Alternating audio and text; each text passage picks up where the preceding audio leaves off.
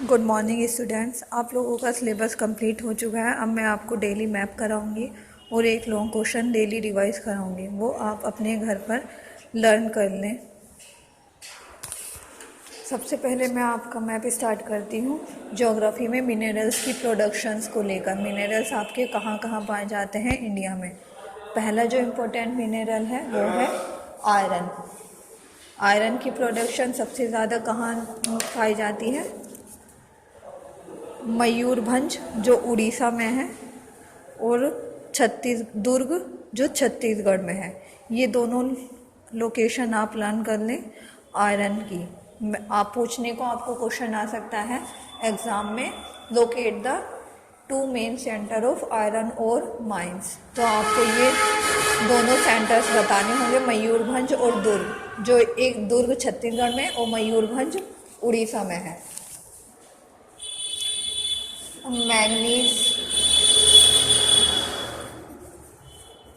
Manganese की mines कहाँ है इंडिया में?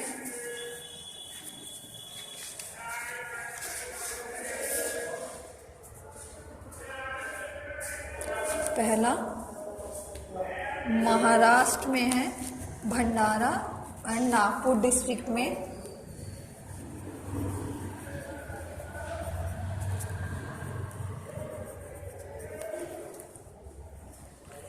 कहाँ? महाराष्ट्र में।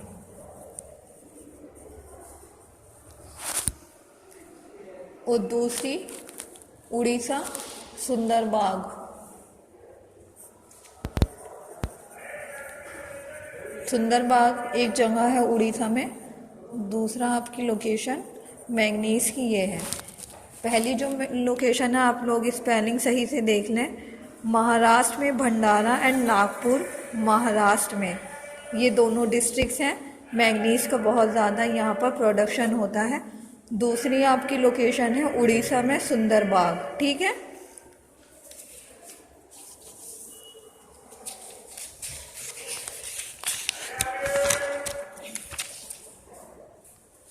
अब बॉक्साइट की प्रोडक्शन।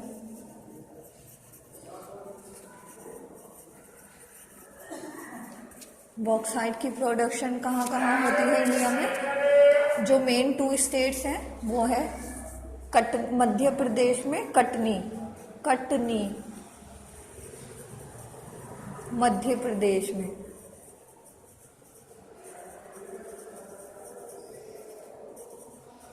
ठीक है, कटनी मध्य प्रदेश में। और छत्तीसगढ़ अमरकंटक एक जगह है छत्तीसगढ़ में, वहाँ छत्तीसगढ़। ये छत्तीसगढ़ है, यहाँ एक जगह है अमरकंटक। बॉक्साइट का प्रोडक्शन आपने देख लिया, कटनी मध्य प्रदेश में और अमरकंटक छत्तीसगढ़ में।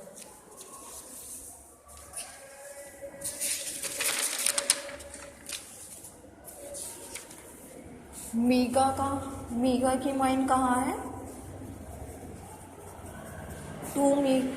टू मीगा माइंस कहाँ है? एक बिहार में गया नाम की लोकेशन है, गया नाम का डिस्ट्रिक्ट बिहार में। ठीक है, ये बिहार है आपका। यहाँ गया डिस्ट्रिक्ट है, यहाँ पर आपके मीगा का प्रोडक्शन होता है। और एक है झारखंड में। झारखंड यही बिहार के जस्ट नीचे झारखंड आता है आपका। यहाँ पर लिख लें। झारखंड में आपकी हजारीबाग नाम से लोकेशन है मीगा की, जो झारखंड में है। गया बिहार में, बिहार के जस्ट नीचे हजारीबाग झारखंड में है। दो स्टेट्स आपके मीगा के हो गए। अब कॉपर बेल्ट्स कहाँ है?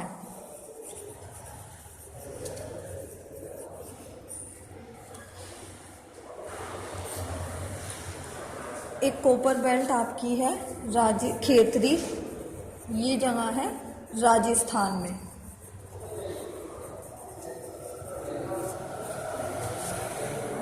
और दूसरी आपकी कॉपर बेल्ट है झारखंड, झारखंड ये। और इसका नाम यहाँ है सिंहभूम नाम की एक जगह पर इसकी एक कॉपर बेल्ट है।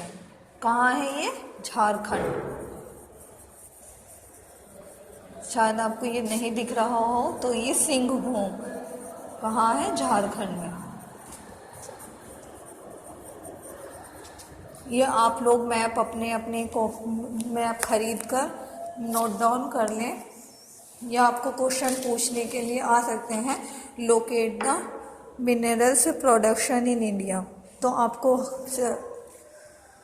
अलग अलग भी पूछने को आता है, कॉपर का, मीका का आ सकता है, बॉक्साइट मैग्नीज की माइंस पूछने को आ सकती हैं, और आपको एक साथ भी पूछने को आ सकता है, locate the mineral productions in India. अब मैंने जैसा कि कहा, अब मैं आपको डेली एक लॉन्ग क्वेश्चन रिवाइज कराऊंगी। मैं स्टार्टिंग ही करती हूँ इकोनॉमिक्स से ही। मैंने आपको चैप्टर वो कंप्लीट करा दिया है। आई होप आपने वो अपनी कॉपी में नोट डाउन कर लिया हो। ये आपका लॉन्ग क्वेश्चन है, why are formal sector loans better than informal sector loans, explain with examples.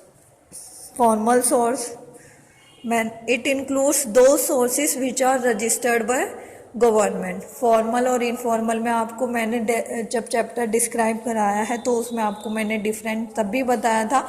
मैं एक और बार लॉन्ग में बता रही हूँ क्योंकि ये इम्पोर्टेंट क्वेश्चन है, आपके एग्ज़ाम में आ सकता है, तो आप इसे रिवाइज कर लें और लर्न कर लें अपने घर पर। फॉर्मल सोर्स क्या होते हैं? बैंक्स वगैरह, मैंने जैसा कि आपको बताया, बैंक्स जो रजिस्टर्ड होते हैं गवर्नमेंट में। और इनफॉर्मल्स बैंक क्या होते हैं? जो मनी लैंडर्स वगैरह करते हैं, मनी लैंडर्स वगैरह इनफॉर्मल सोर्स होते हैं, और ये किसी भी तरह से गवर्नमेंट में रजिस्टर्स नहीं होते, और नहीं इनका गवर्नमेंट का इनके ऊपर कोई कंट्रोल रहता है। हाँ, rules and regulation according to the fundamental rights of the citizen, हर सिटीजन के रूल्स एंड रेगुलेशन उन राइट्स को डिनाई नहीं कर सकते इनफॉर्मल सोर्स भी। फॉर्मल सोर्स में मैंने अभी बताया, इनको गवर्नमेंट के रूल्स एंड रेगुलेशन फॉलो करने होते हैं। इन्हें गवर्नमेंट के कोई रूल्स एंड रेगुलेशन फॉलो नहीं करने होते, ये अपने रूल्स एंड रेगुलेशन खुद बनाते हैं।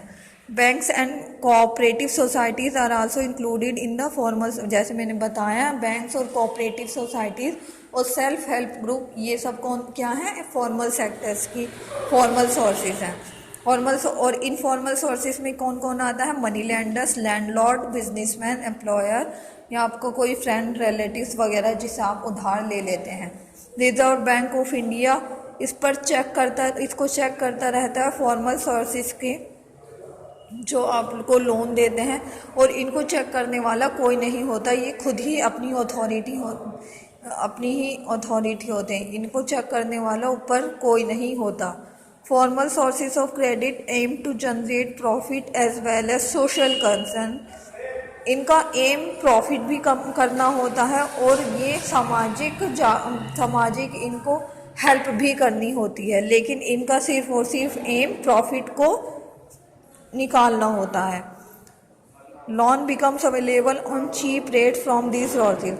अगर आप बैंक या कोऑपरेटिव सोसाइटी से लोन वगैरह लेते हैं, या मुथूट फाइनेंस वगैरह इनसे लोन लेते हैं, तो आपको लोन बहुत चीप रेट पर मिलेगा। जबकि इनफॉर्मल सोर्सेज में क्या होता है? ये अपनी इंटरेस्ट रेट खुद तय करते हैं, कोई इनके ऊपर अथॉरिटी नहीं होती, तो ये जितना चाहें उतना इंटरेस्ट रेट लगा सकते हैं। आप लोगों को ये लॉन्ग क्वेश्चन समझ आ गया होगा। आप लोग अपने कॉपी में इसे नोट डाउन कर लिया हो तो इसे लर्न कर लें। मैं डेली एक लॉन्ग क्वेश्चन, जैसे कि मैंने पहले भी कहा, मैं डेली एक लॉन्ग क्वेश्चन रिवाइज कराऊंगी और डेली मैप कराऊंगी। आप लोग वीडियो प्लीज़ डेली चेक करते रहें। It will be beneficial for all of you. Okay, good bye.